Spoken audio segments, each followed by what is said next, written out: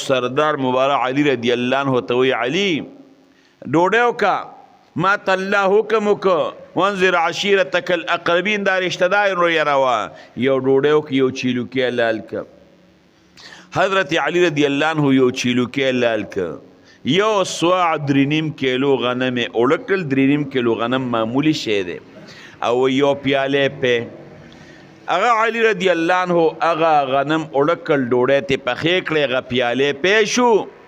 او اغا رکوټي چیلو کې د خپل خاندان ټول خلک را غوښتل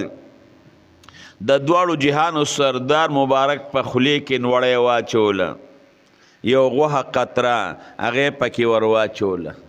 هغه کې الله پاک دومره برکت پیدا کړ چې هغې څلوېښتو خلکو هغه ډوډۍ هغه 3.5 کیلو اوړو خوړل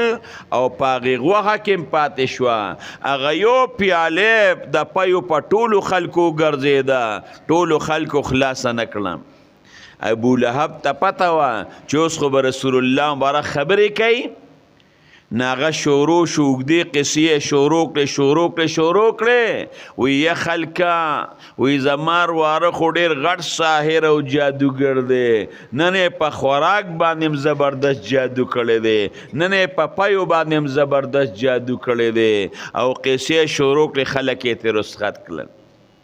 په دویم عرض بیا رسول الله مبارک علی رضی الله عنه ته وی کاکاجي خو ټول وخت ضایع کې خلک یې رسخت کړل بیا دعوت وکړه بیا خلک را وغوښتل بیا رسول الله مبارک هغه خبرې دوږدې کړې خیر رسول الله مبارک ورته قوم زما